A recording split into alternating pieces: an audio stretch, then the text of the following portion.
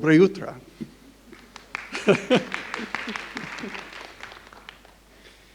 It is a tremendous honor to be invited to join you. I want to thank the Naked Heart Foundation for the invitation to me to be a participant, and for all of you for coming out.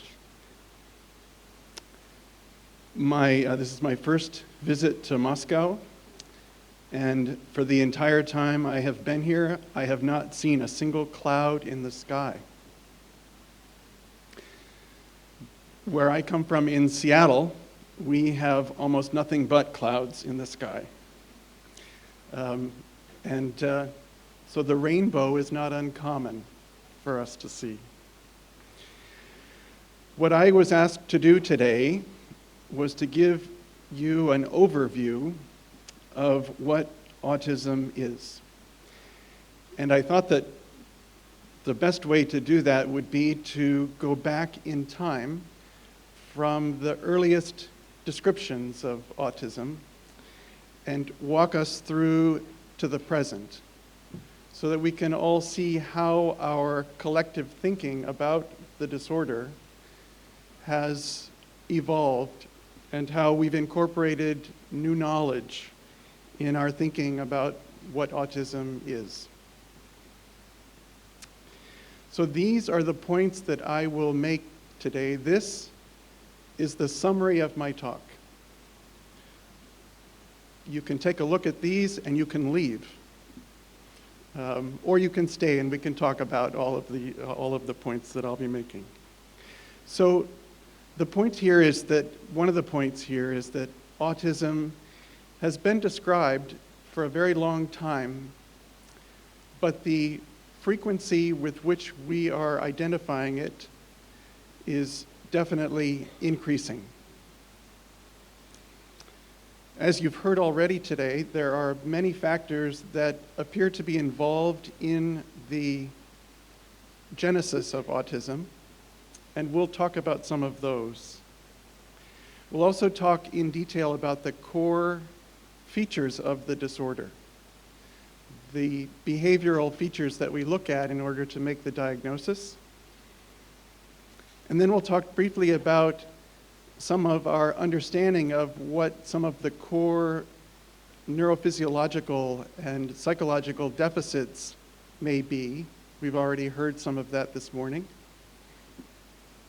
We'll talk a bit about some of the biological and environmental factors that have been identified or thought to exist with respect to autism. And then we'll conclude with an appreciation that autism is not a single disorder, but many disorders, and that there are likely to be as many presentations almost as there are people.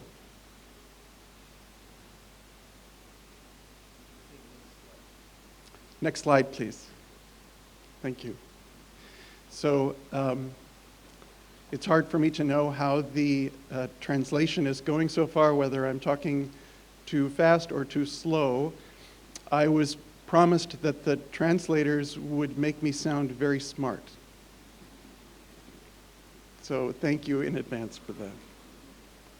So here I have a slide that shows all of the studies that have been done of the prevalence of autism virtually since the disorder was described.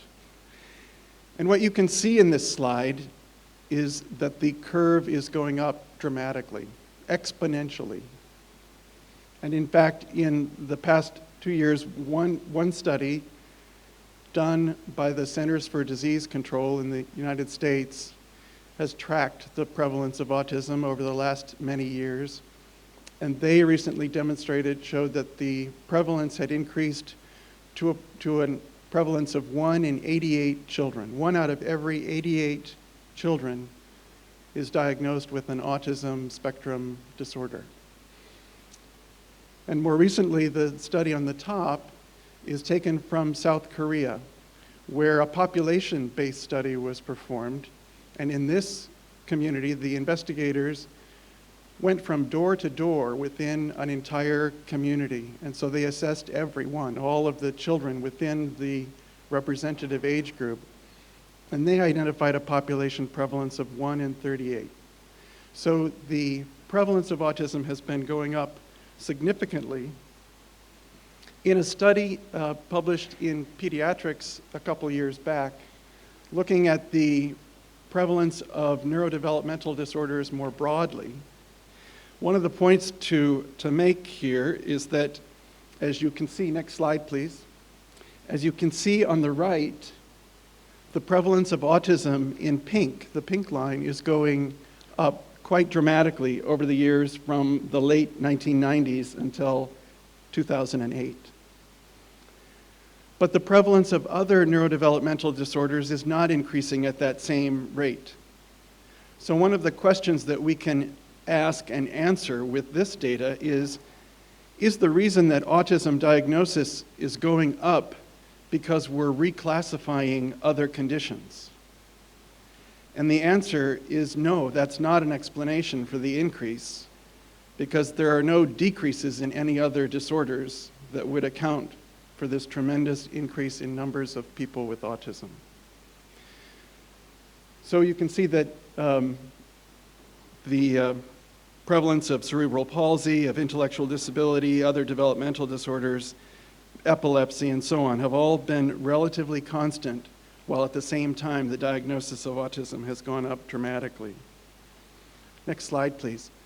So here's where we are so far, that autism has clearly become more common in recent years, but it is a disorder that has been around and described for a very long time.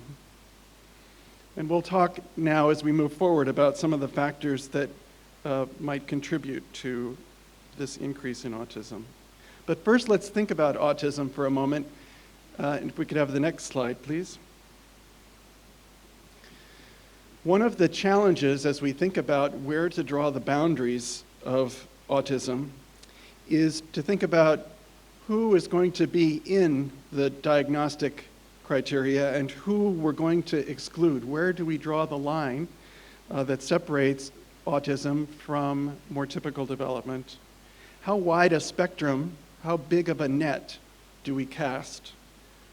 How do we ensure that we capture all of the variability, all of the heterogeneity within this spectrum? And how do we ensure that whatever construct that we develop is clinically useful? So we have those comments on the next slide. So we can ask, what is autism? I had the good fortune of being part of the group that was responsible for rewriting the current definition that we use for autism in the United States that's captured in this book called the Diagnostic and Statistical Manual of Mental Disorders. And so we've been working on this for a number of years. And one of the things that is helpful as we think about what is autism is, as I said earlier, to go back in time and think about how the diagnosis of autism has evolved. Next slide, please. So one of the earliest descriptions of autism was by Itard in the 18th century. And he presented a case called Victor of Aveyron, who was presented as a wild child or a feral child. And there were other descriptions at that time about boys who appeared to have been raised by wolves. That these were boys who were found sometimes lost, wandering in the woods perhaps, and because of their behavior, it was thought that they must have been raised by animals, not people. And so Itard did not subscribe to that theory and thought that there was an opportunity to intervene and help Victor. And so he published his case. And in the years that followed, about 100 years later, there's a very nice description, next slide please, by Dr. Martin Barr, who presented the case of a young man that was under his care in a large institutional setting a gentleman by the name of Curdy. Next slide, please.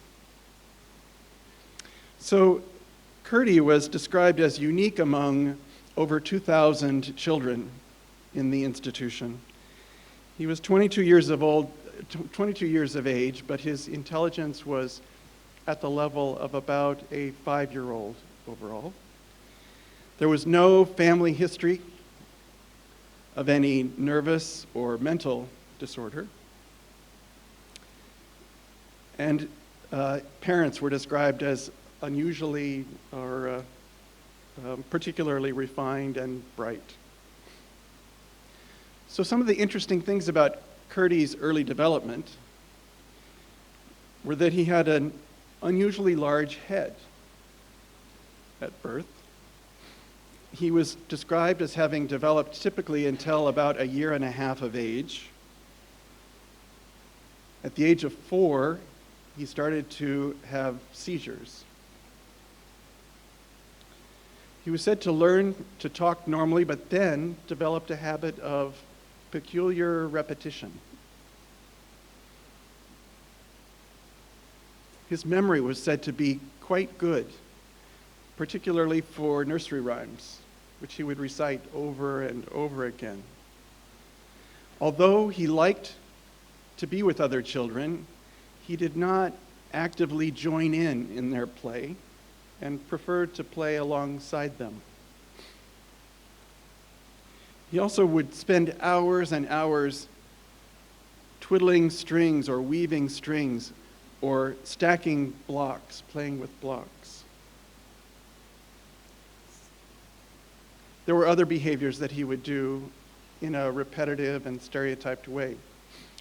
And as we look at all of these behaviors, this wonderfully rich description of Curdy from 1904, I think anyone in the field would recognize this as a very nice description of someone with autism. And this was nearly 40 years before autism was officially described. That official description, next slide, occurred in 1943 when Leo Kanner shared the experience of several cases of children that he had seen at Johns Hopkins University.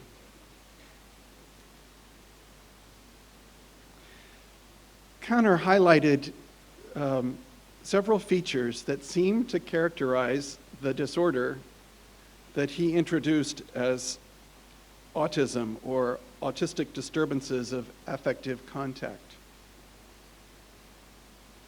He noted that there was an anxiously obsessive desire to maintain sameness, that changes of routine were very challenging for these children, and they seemed to work very hard to ensure that things did not change, that the environment was very predictable. The next slide, we have a summary of some of the highlights of the condition that Kanner described. As I mentioned, this profound lack of affective contact with other people, which we heard about earlier today. This anxious and obsessive desire to keep things the same, to preserve sameness. A fascination for objects, a preference for objects, which he described as being handled with very much skill, that fine motor movements were intact. Language was identified as something that was also problematic. It didn't seem to be used in the same way that language is meant for communication. And finally, he also observed that there did not seem to be anything in the appearance of these children that would suggest that they had an intellectual disability or a developmental disability, that their appearance appeared quite normal and without manifestations of congenital abnormalities. Next slide, please.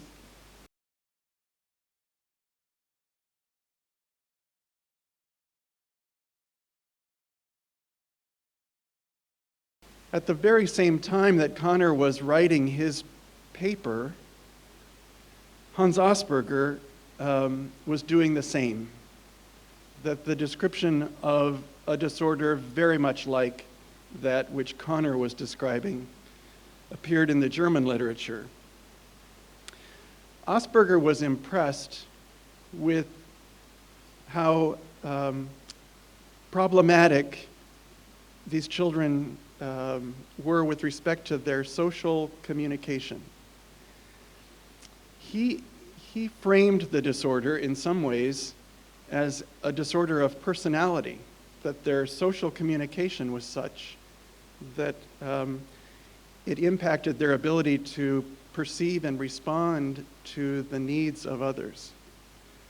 The next slide, just highlight that Asperger wrote that the disturbance results in severe and characteristic difficulties of social integration and social communication, and that the social problems really loomed larger than many of the other difficulties that these children experienced. The next slide shows a summary of the highlights of Asperger's syndrome.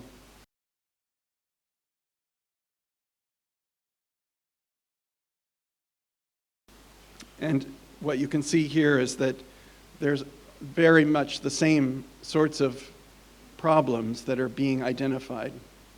One of the differences between Asperger's description and Connor's was that Asperger was reporting that it was much more common for him to see children like this than Connor was.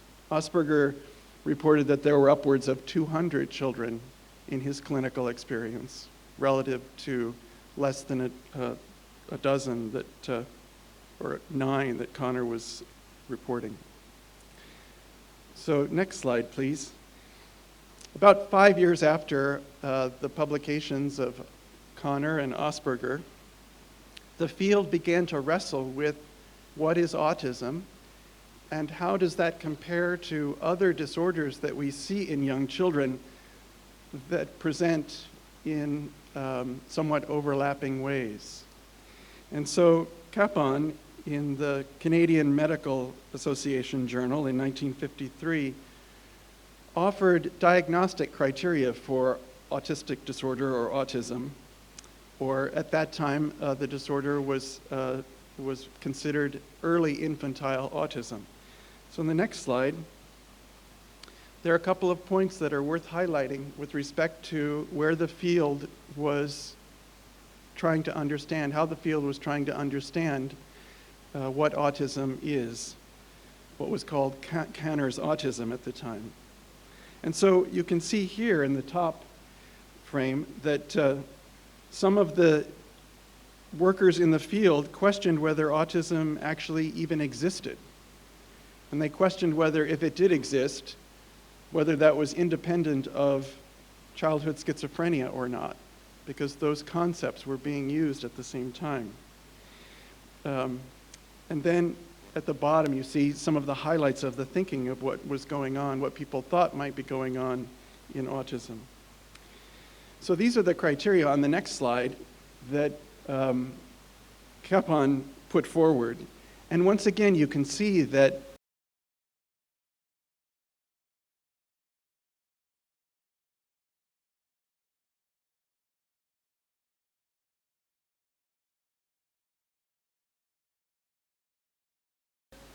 the highlights are this difficulty with interpersonal relations and social communication, a unique interaction with objects, unusual relation to the self, and in particular, Capon observed and others that sometimes children with autism invert pronouns and they might use the word you for I in a sentence.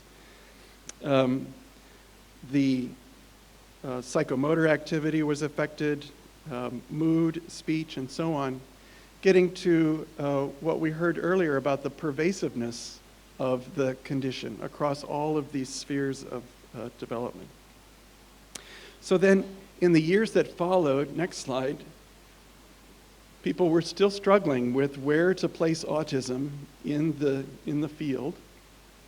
And Frank Menelocino, who was a very important clinician scientist who was working in the area of developmental disorders, offered up these thoughts in 1977, that although people were diagnosing autism, he struggled with how it could be that so many different causes were all leading to the same condition, that there were a wide variety of different causes that people were reporting that could all lead to a final common pathway diagnosis of autism.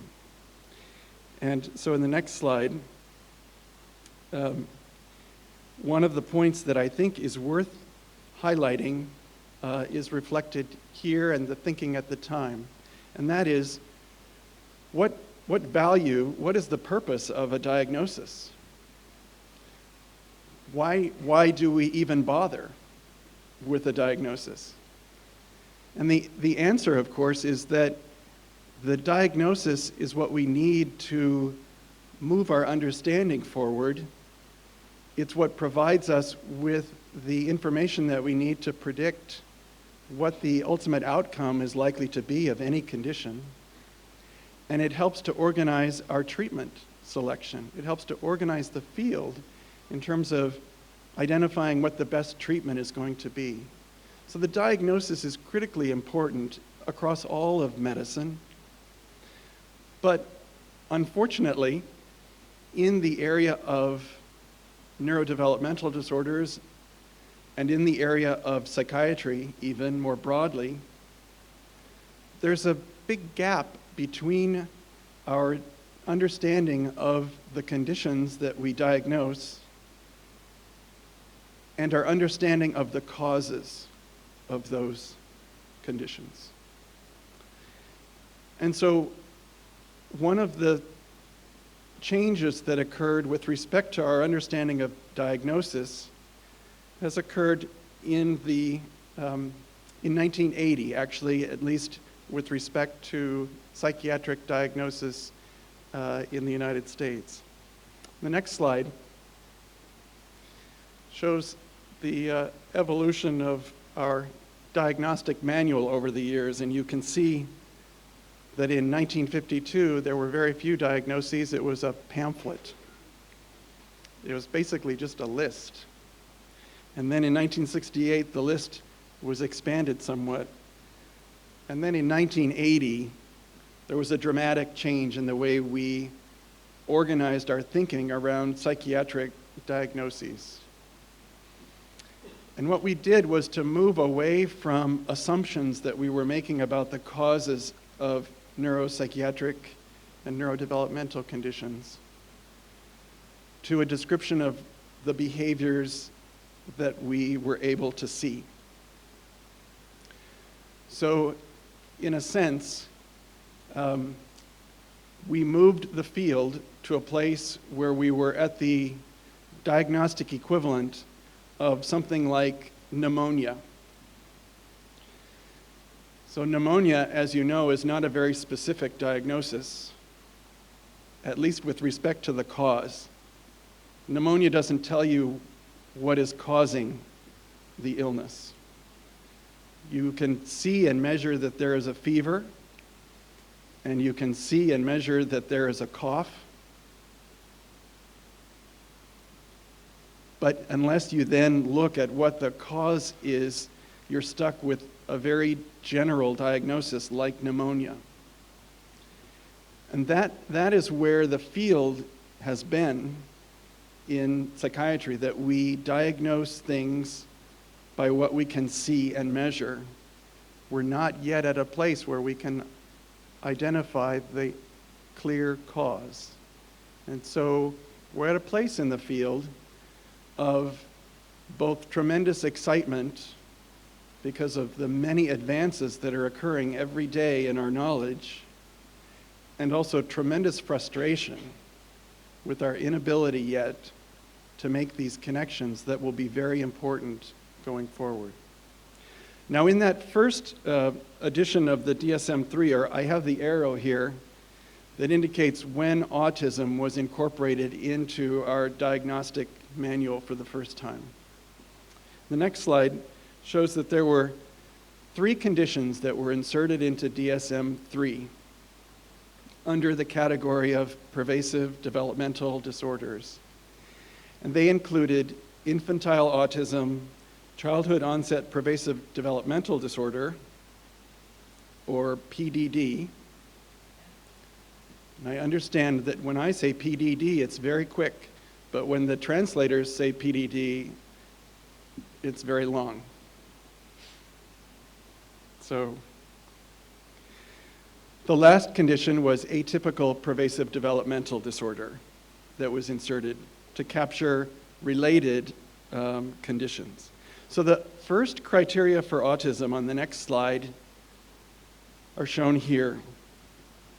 By definition, autism was said to be a disorder that occurred before 30 months of age, that it involved the pervasive lack of responsiveness to other people and gross deficits in language development, that speech patterns were unusual when speech was present, and that there were bizarre responses to various aspects of the environment, like unusual interests in objects.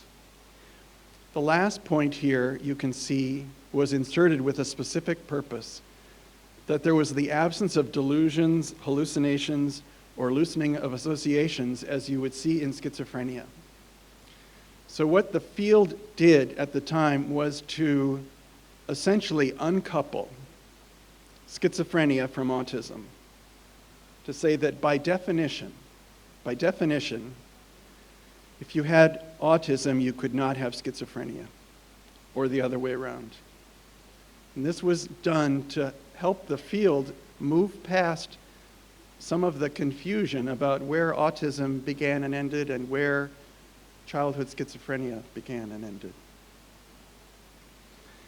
Childhood onset pervasive developmental disorder is in the next slide,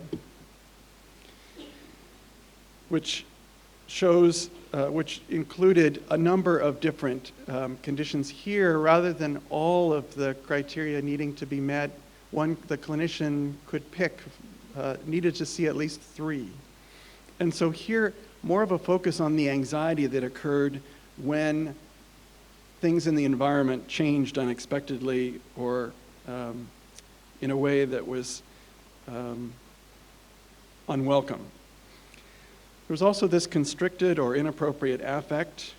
The next slide, the criteria continue. Resistance to change, oddities of motor movement, abnormalities of speech, and hyper or hyposensitivity to sensory stimuli. And you heard about this earlier today as well, that this was thought, has long been associated with the disorder, these unusual sensory experiences. Lastly, self-injury was also included as one of the diagnostic criteria for childhood onset pervasive developmental disorder. The criteria continue on the next slide. And the onset of the symptom was after 30 months of age, but before age 12. And again, a rule that said that you could not have schizophrenia, that this was not, autism was not schizophrenia.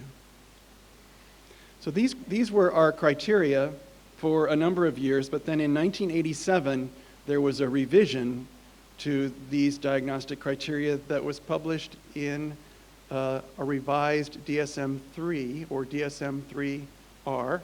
The next slide shows that the way we thought about the diagnosis moved to a more expansive list of potential symptoms. So rather than listing a few symptoms and insisting that every one was present, we moved to a longer list and allowed clinicians to identify enough symptoms from each of 3 core domains. And the core domains were this qualitative impairment in reciprocal social interaction, impairment in communication, and restrictive and repetitive behaviors and interests. So autism moved into an area where there were 3 core areas of deficit. This was how we thought about the diagnosis until 1994. On the next slide, DSM-4 was introduced. And DSM-4 introduced new categories within our construct of pervasive developmental disorder. So we had autistic disorder, and the criteria were very similar to those that we've looked at already. Asperger's disorder was a new condition that was introduced in the DSM-4 to capture individuals that had symptoms of autism, but who did not have early language delays and who did not have intellectual disability or mental retardation.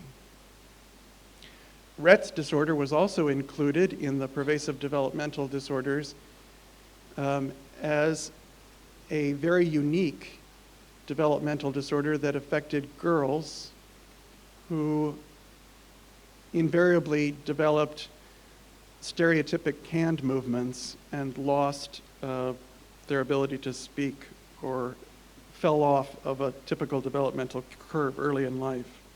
And then there was a condition called pervasive developmental disorder not otherwise specified, or PDD-NOS, which over the years since 1994 has actually become the most widely used diagnostic category in this entire spectrum. And that's interesting. On the next slide,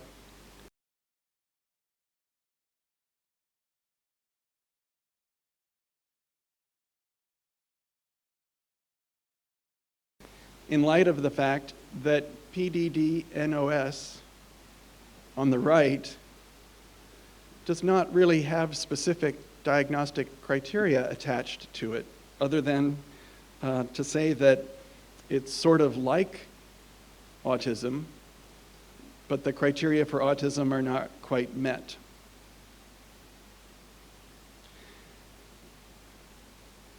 Asperger's disorder, on the left, you can see the criteria for Asperger's disorder are virtually overlapping with autism, with the exception of the no clinical delay in language, no significant delay in language, and no significant delay in cognitive development. The final criterion for Asperger's disorder was somewhat problematic because it said that if you met the criteria for autism, then that should be your diagnosis, not Asperger's disorder. And so it sort of trumped that. We had some circularity in our definition here, that the diagnostic criteria for Asperger's disorder were the same as autism, but if you had autism, you couldn't have Asperger's disorder. So the field struggled with that, and in fact, in the next slide, within the first year that the DSM-4 was published, some investigators wondered whether the cases that Asperger described would even meet criteria for the syndrome, the disorder that bears his name. And so Judy Miller and Sally Ozanoff, who were in Salt Lake City, Utah at the time, looked at all of the 4 cases that Asperger presented and looked across all of the criteria on the next slide. So behind the bar that talks about their comment about accuracy of future endeavors, what you can see is that all 4 of the children that were presented met all of the criteria for autism, and so they concluded that they would not have been given the diagnosis of Asperger's disorder. And so the field struggled with whether this was a unique condition or not, whether it deserved to be treated as a separate disorder or not. But importantly for the field, this created the opportunity to study this group of individuals who were functioning at a different level than many other people with autism.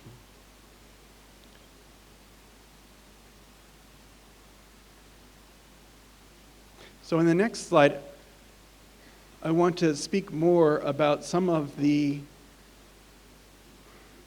challenges that the field experienced with the DSM-4 and with these separate categories. So by treating Asperger's disorder as a unique diagnosis apart from autism, and by treating PDD-NOS as a separate disorder apart from autism, it created some opportunity for study, but it also created some challenges around identifying treatments and identifying potential causes of these conditions. So one question that one could ask about the diagnosis of autism in the DSM-4 construct is, how stable is the diagnosis over time? So if someone receives the diagnosis of autism at age 3 or 4, and you see them back 3 or 4 or 5 years later, do they still have the diagnosis of autism?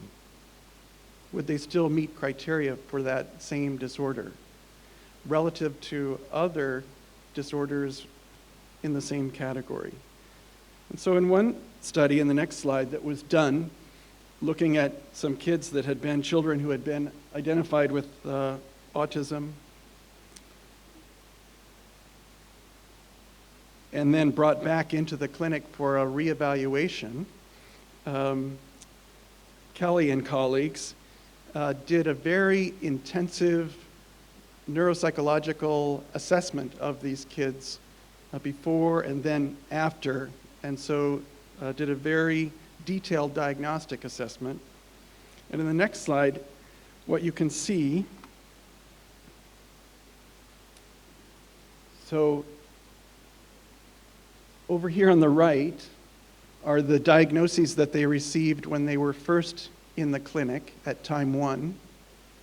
And then they came back several months later. So this is the time here and the time here.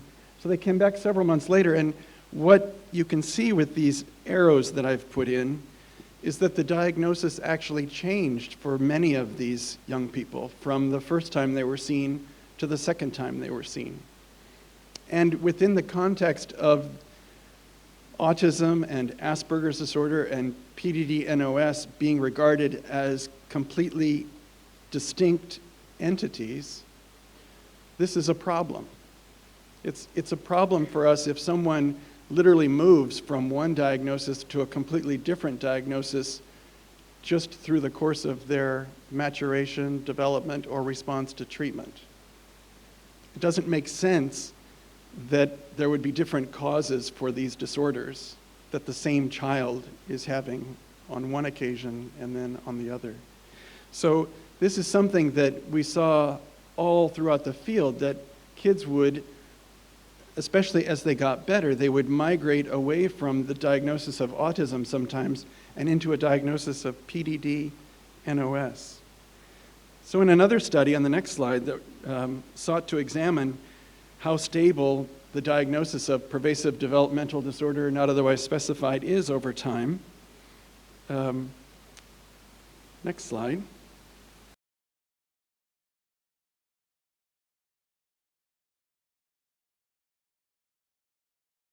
So some investigators took a large population, this I think was a group in France, took a large population of individuals with autistic disorder, the purple circle, and followed them over time, over several years, and also a population with PDD-NOS and did the same thing, followed them over time, and asked the same question: do the diagnoses change?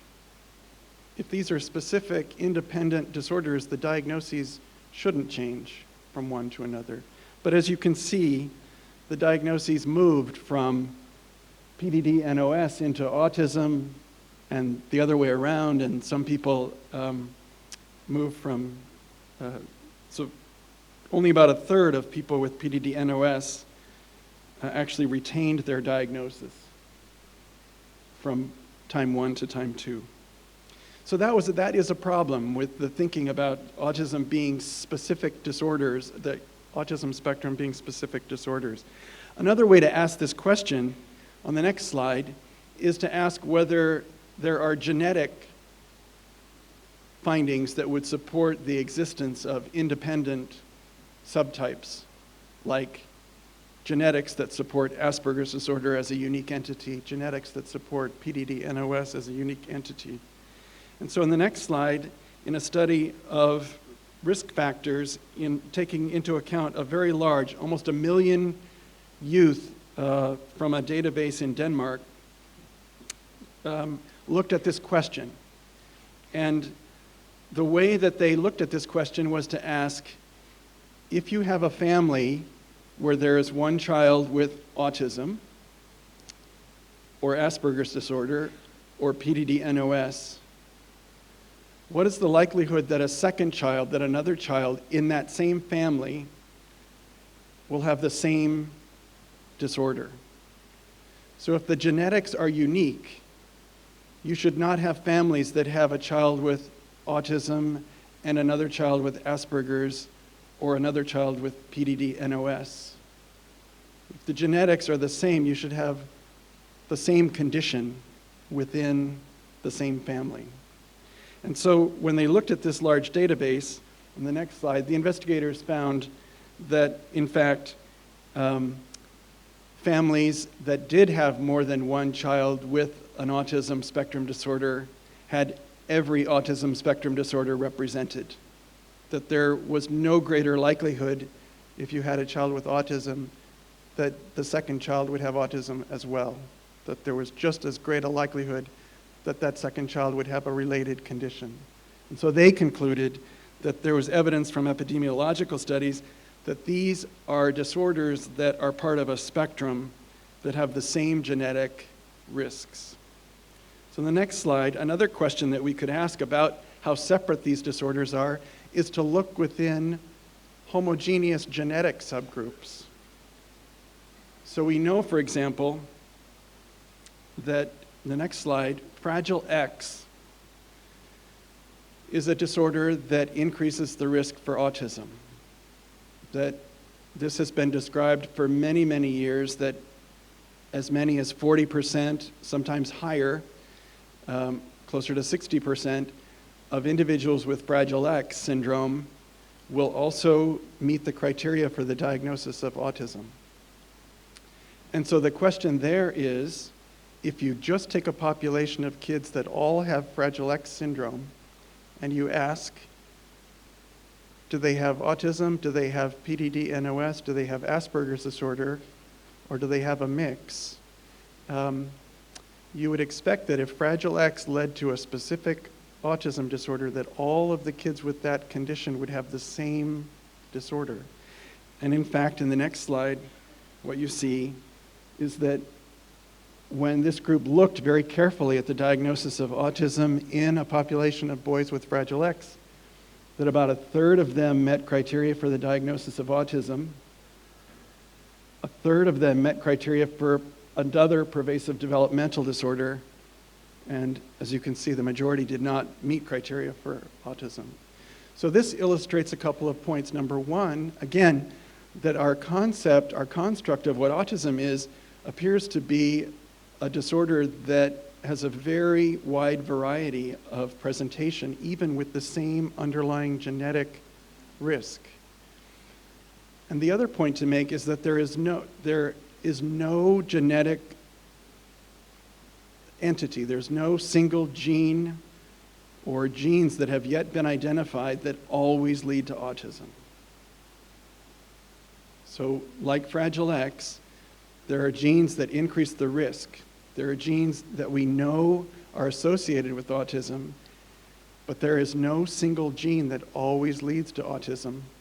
And that is what brings up the role of environmental factors as we think about causes for the disorder. So while we don't have any specific environmental factors yet that have been identified, although we know that vaccinations and immunizations and those things don't cause autism, while we don't have specific environmental factors that have been identified as clearly causing autism, we know there have to be environmental factors. We know that the timing of their influence needs to be very early in development.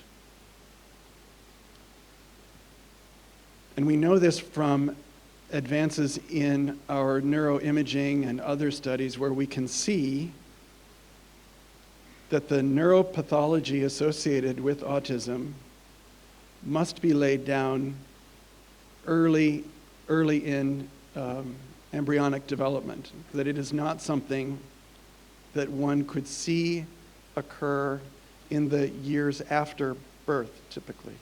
And so we're moving our area of focus on potential environmental factors earlier and earlier, and there's a lot of interest in the possible influence of infections, prenatal infections, for example, or complications during gestation or at the time of birth. But those are the areas of primary focus with respect to environmental factors. So moving on the next slide, another problem that I already alluded to, and in the interest of time, I'm going to just quickly move through this. One could also ask, how well did the field, given that the diagnoses are supposed to be, they really need to be clinically useful, the question can come up, how reliably were clinicians able to discriminate among these different categories? And on the next slide, one of the best answers was given to us in a large study that was done across many centers in the United States that specialize in autism. And in the next slide, you probably may not even be able to read the tiny text. But what is here are represented all of the different assessments that were done on these children by these experts. And over here, what I've circled is the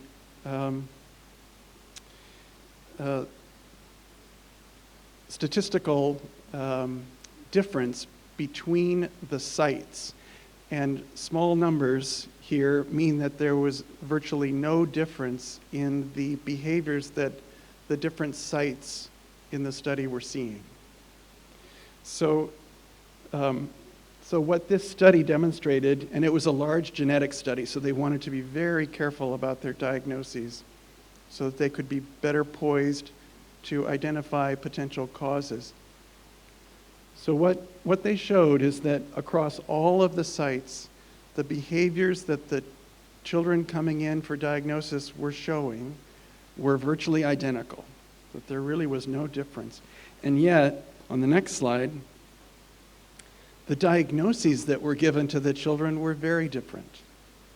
So in one site, all of the children received the diagnosis of autism. And in other sites, a substantial proportion, virtually half, received diagnoses of Asperger's disorder or PDD-NOS. And so the authors concluded, and incidentally, one of the authors, the lead author on the paper, was Dr. Lord. So we have to believe everything that Dr. Lord says.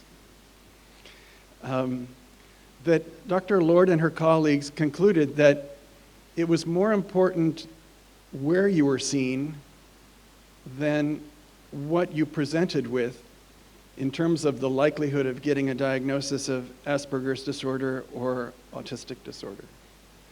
And that's clearly a problem for the field.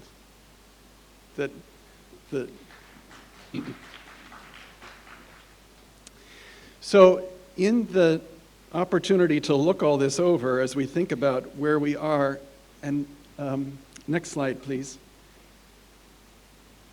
I've summarized here where the field moved over the 17 years that occurred since DSM-4. And so in DSM-5, we took all of this into account. And you can see here that there are genetic findings, there's the changing picture over time, there's the problems with consistency with which the diagnosis is applied. And all of that led to the opportunity to look at DSM-5. So again, in the interest of time, I want to move forward to what our thinking was. So in the next slide, and the slide after that, next slide, please. You can see that over the past several years, the field already moved to autism spectrum disorder as the preferred term. But the number of papers in the literature, the number of scientific papers using autism spectrum disorder far exceeded those with the old terminology. Next slide. So what we did in DSM-4 was to do away with those categories that don't have data to support them and moved to a construct of a single autism spectrum disorder that embraces all of those subcategories.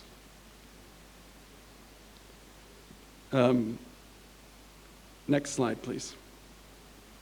The other change that was made was to collapse those three core criteria that I mentioned: impairment in social interaction, qualitative impairment in communication, and restricted repetitive behaviors, into just two deficits, because impairment in communication is really not specific to autism. That is something that can occur in many neurodevelopmental disorders. And so we wanted to be very careful to capture that because of its importance, but we did not give that the status of a core feature. And so in the next slide, you can see what the criteria are, the current criteria in DSM-5 for autism spectrum disorder.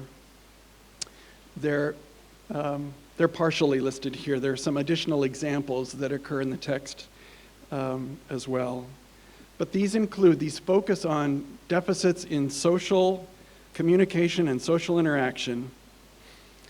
And there's also a criterion here for by history, which ensures that as things change over time, if impairment is still at a level that requires intervention, that the diagnosis remains, that you don't grow out of your diagnosis just because services are working or interventions are working, that you keep your diagnosis so that you can continue to get the help that you need. Next slide. The other core feature of the disorder is restricted repetitive patterns of behavior, interests, and activities. And we've reinserted sensory abnormalities in the diagnosis. And we heard about this morning how that is widely recognized in the field as an area of important clinical significance and impairment. Finally, we changed an arbitrary age cutoff to allow for the diagnosis to be made across the early developmental period. And there's an impairment criterion here as well. The symptoms have to be impairing for there to be any diagnosis. In the next slide, we added specifiers so that we could go back and identify different levels of function within the spectrum and create a bridge back to earlier research that will be very important moving forward. So we specify whether or not there's intellectual impairment, whether or not there's an associated known medical or genetic condition, or whether there's another neurodevelopmental disorder. For example, we would insert Fragile X syndrome if we knew that a child had it there. So in the next slide, we'll bring you up to where we are thus far in the talk. Next slide, please. And as you can see, there's half of the talk remaining in 3 minutes. So with apologies to the translators, I'm going to speed up a little bit so we can get through. We're actually nearly finished. So in the next slide, we have a sculpture, a very famous sculpture in Paris that we've all seen. And what this represents is what thinking looks like. So when we try to use behavior as a way of identifying what's going on, we have to resort to some very crude measures. This is one. So evidently, when you adopt this posture, it says to everyone that you are thinking.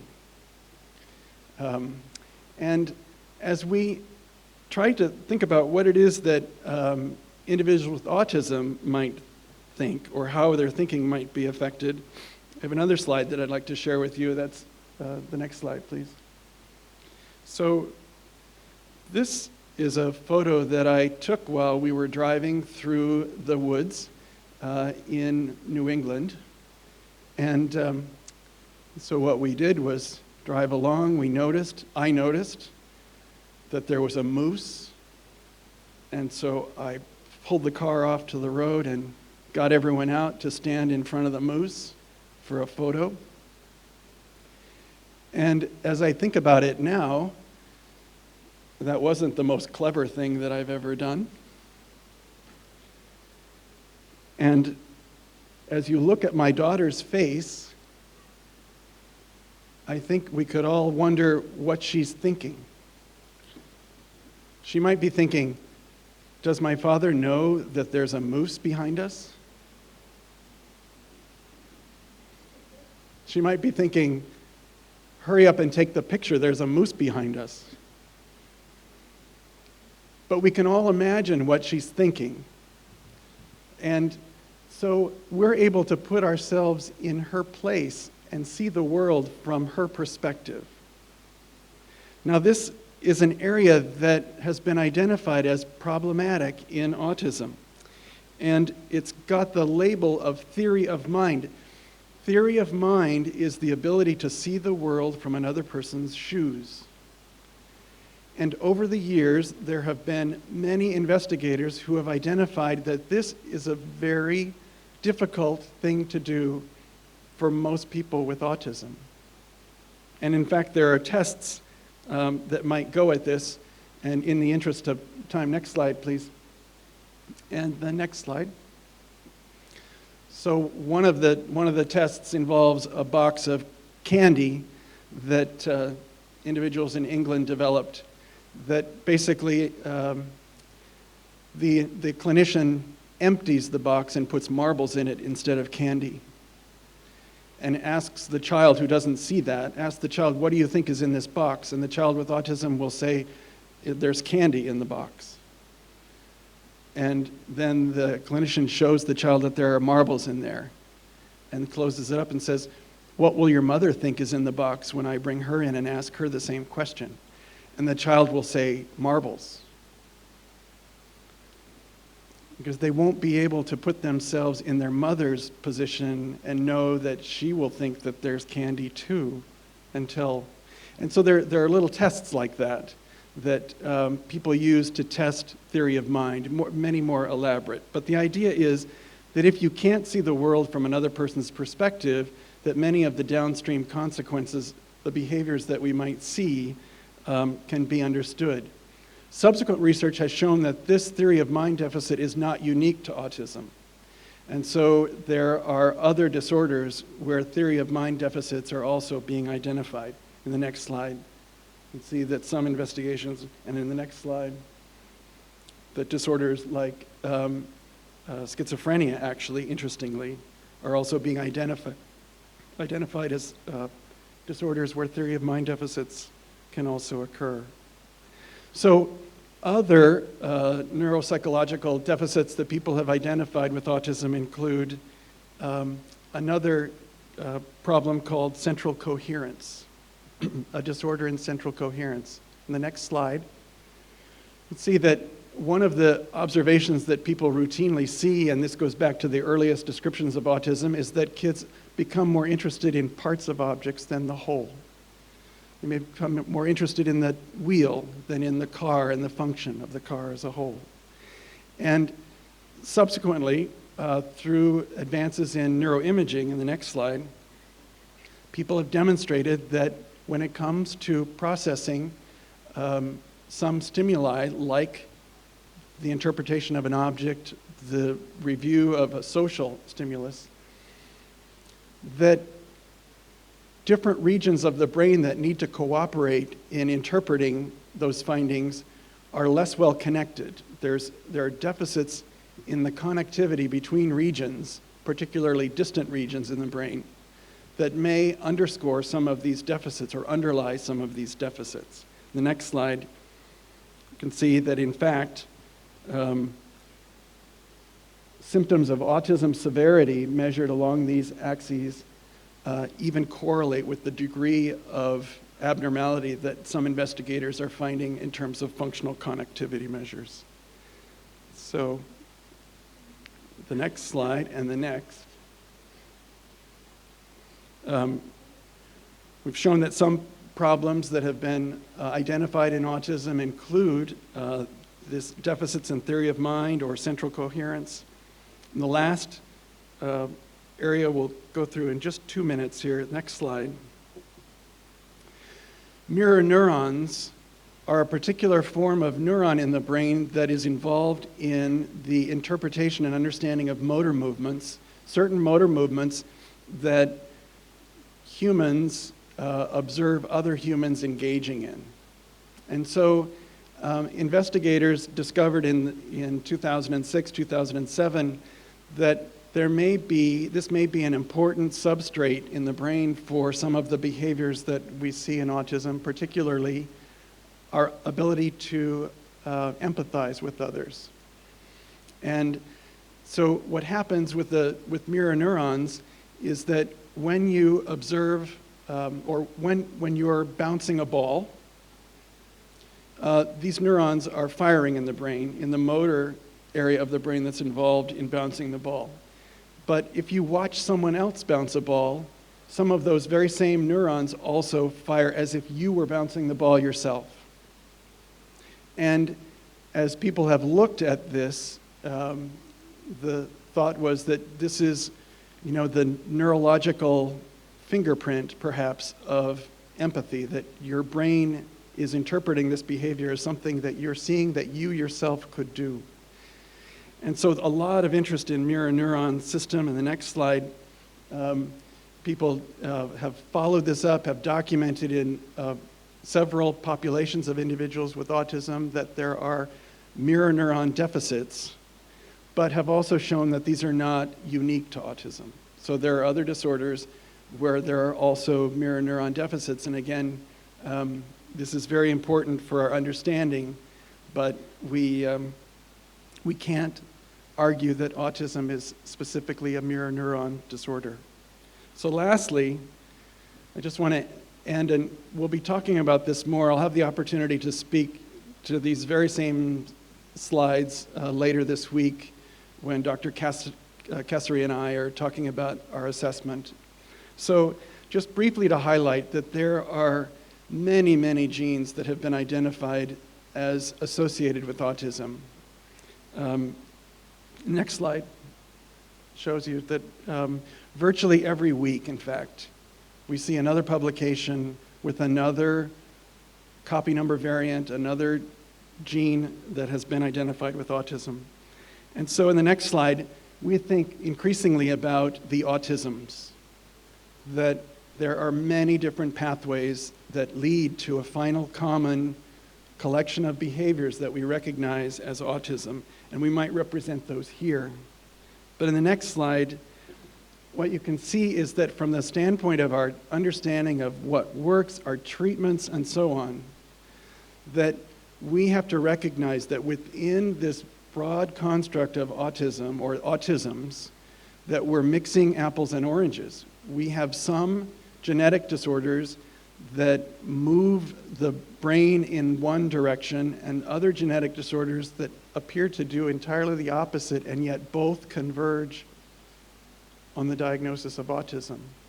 And so in the future, our understanding of genetics is going to be vitally important to our identification of treatments. In the next slide, I just want to show you the complexity that we're working with. You can see that some of those genes, these are all genes in pathways that we're looking at as relevant for autism.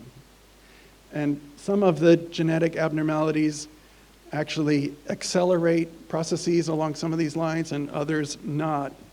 And so it's going to be vitally important as we move forward to better understand this.